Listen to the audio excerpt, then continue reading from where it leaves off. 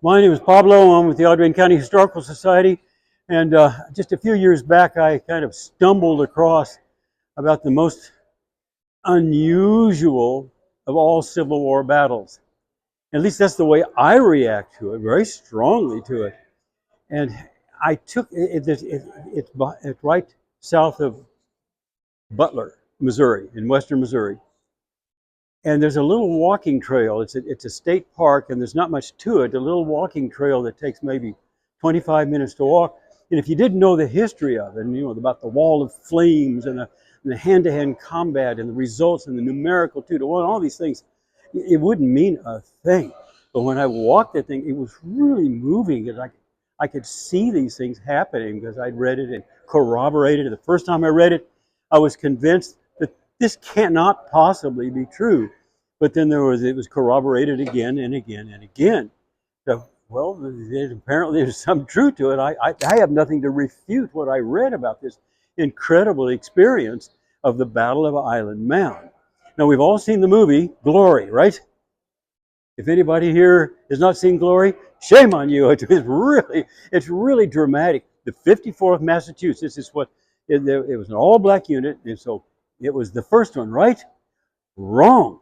The first one was in western Missouri in 1862.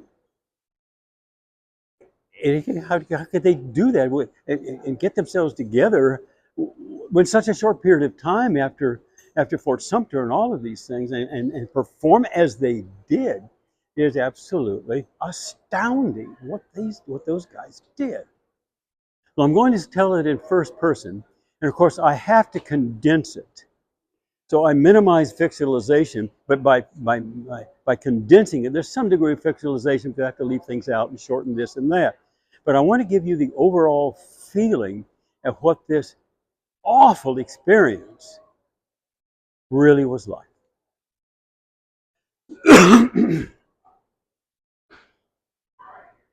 Well, my name is Richard Ward. Back at that time, I was known as Captain Richard Ward, and how I could tolerate those ghastly experiences that I had there in western Missouri.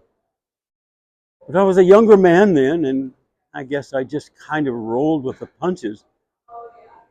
And there we were on the Kansas-Missouri border, and there were raids and counter-raids and raids and counter-raids on either side, back and forth, between Union militias and Confederate guerrillas.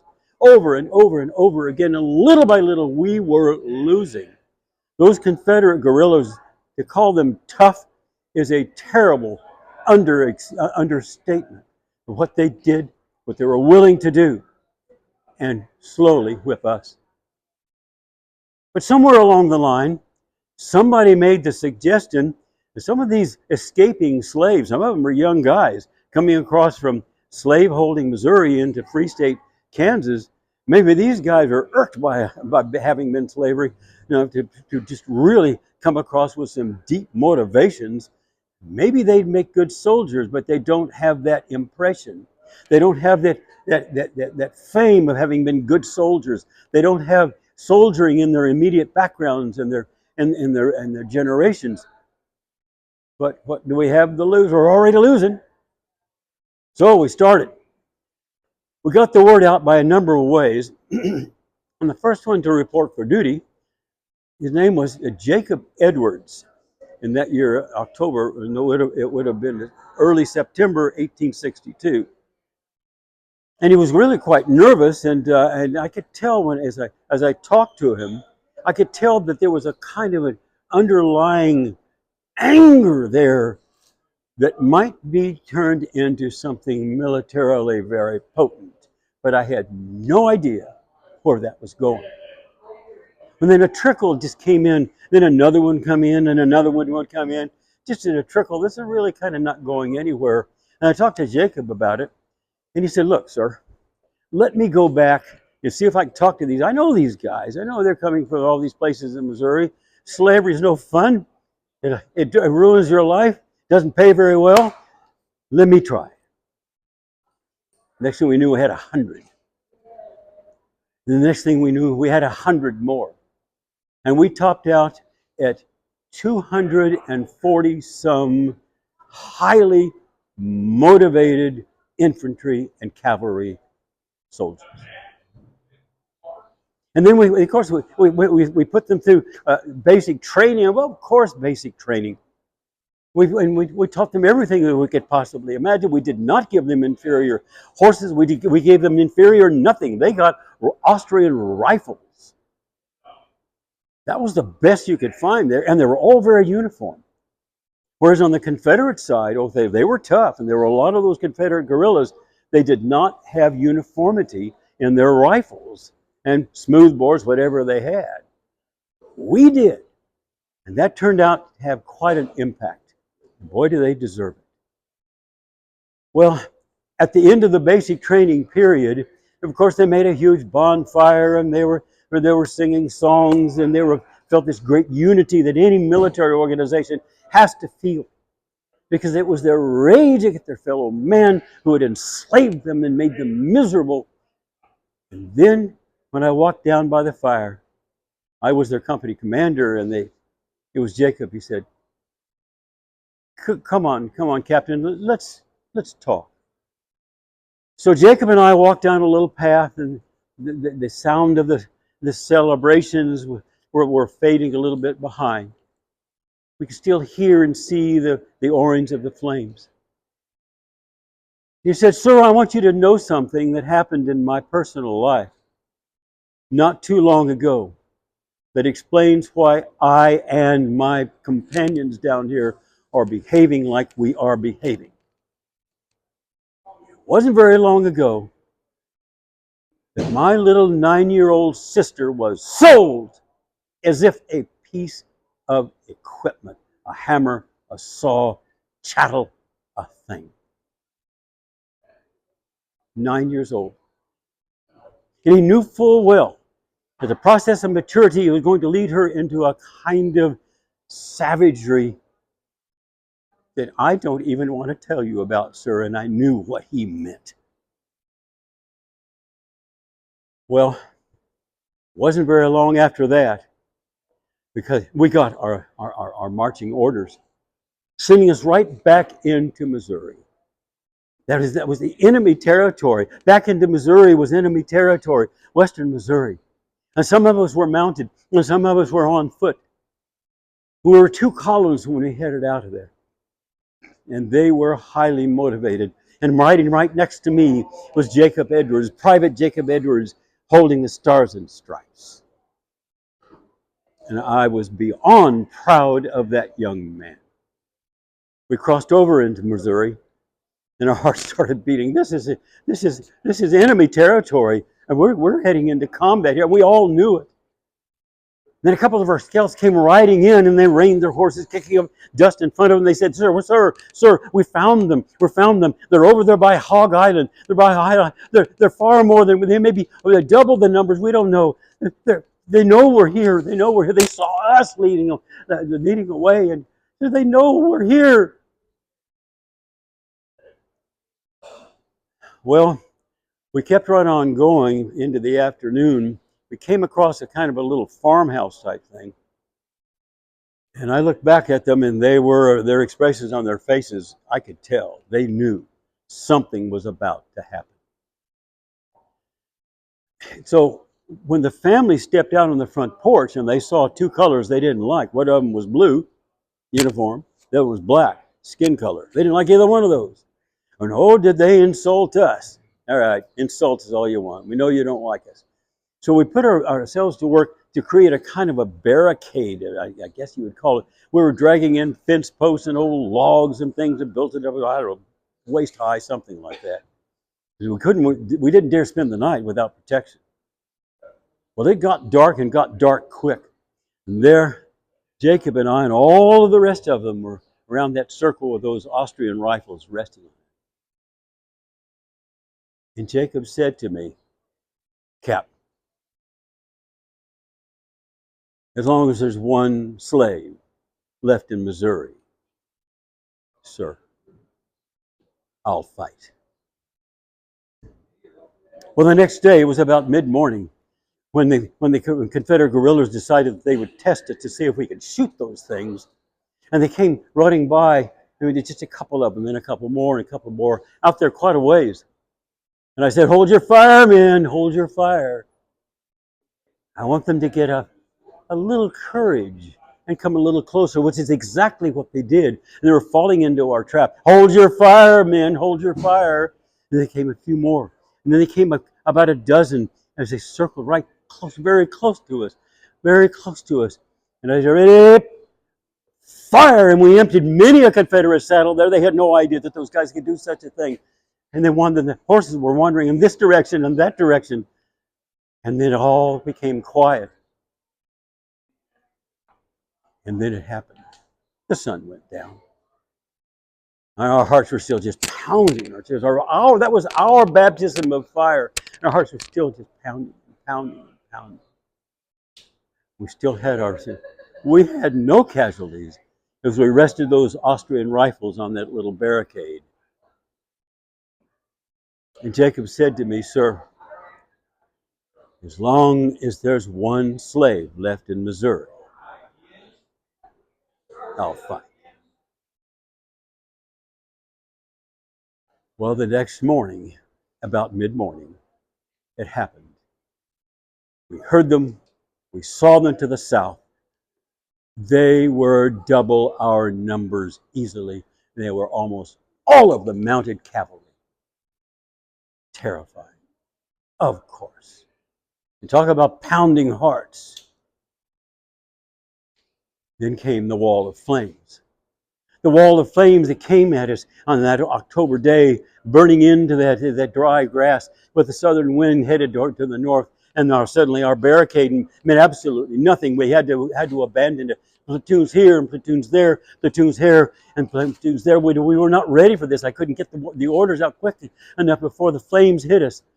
So we did an end run around the flames the best that we could. They were behind us. Now we're standing in hot ground and trying to burn their power. Our trousers, we had no idea what we could do against that kind of hot ground. And here came the flames were behind us, and here they came. The very first attack that they had tried on my platoon, and I was looking at the others, and they were suffering the same thing. And here they came. I said, ready, fire! And we emptied many a Confederate saddle. And while they were running about in different directions, the horses in this direction and that direction, and men falling and holding onto their wounds. And meanwhile, we were preparing those rifles again. And here they came again.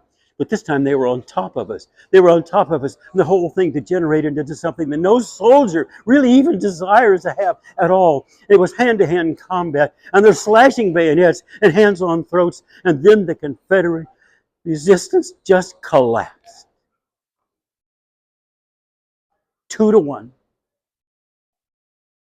We fought them to a draw. As I wandered around in that blackened grass, looking for Jacob, I found him standing there with that Austrian rifle like this, and that dripping bayonet, and his victim in front of him. And I approached him, and I put my hands on his shoulders, and I could not talk. We buried our 8 dead at Island Mound and returned to our little command in Kansas, a free state.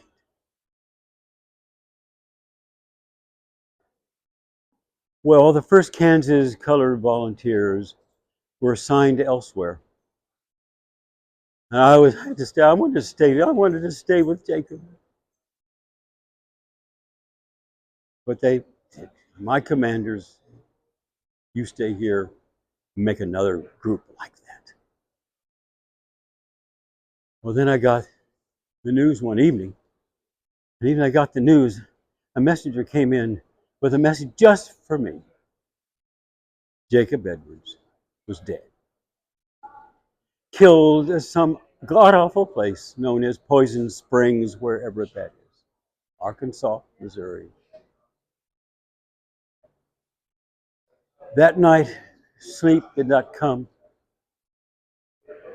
And I could feel something in the room with me that night. And I saw an image that knelt next to my bunk. And I turned and saw something I'll never forget. And a voice I will never forget. Captain, I ain't nobody's slave. The Battle of Island Mound, 1862. Thank you. I have a few stats.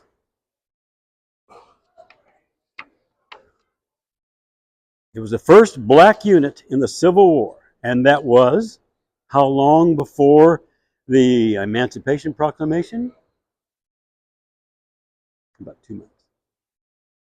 And that's part of the story here.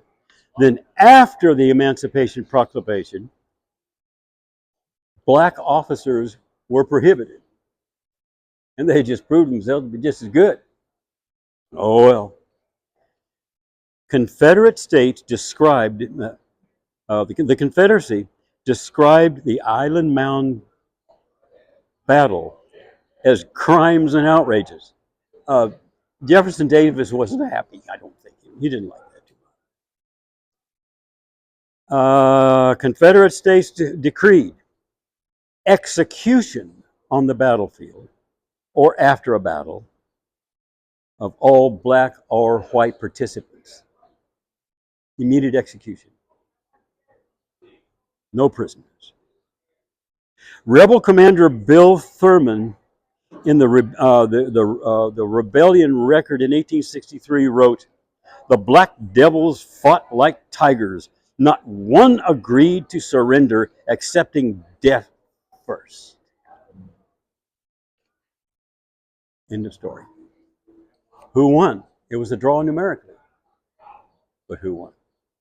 Now, strategically, it was not significant, but historically, and by any other concept, it was a huge victory for an unknown source to whip double the number by simply tie. It was a tie, numerically. Well, there you go, folks. If I get another audience here, I'm on the list there at 4. If I get another audience of even just one, I'll tell the story again. Thank you all. Had you all heard of the battle?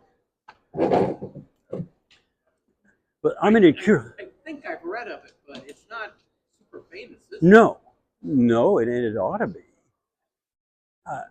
I'm just an incurable teacher. I was a teacher for 30 years. I couldn't quit doing it. Some dreadful drug, and I like the idea of getting the word out. This occurred, and of course, there's partial fictionalization about the ghost at night and all that. But the whole feeling of it, it has to be so intense, as I told you, and it needs to be known.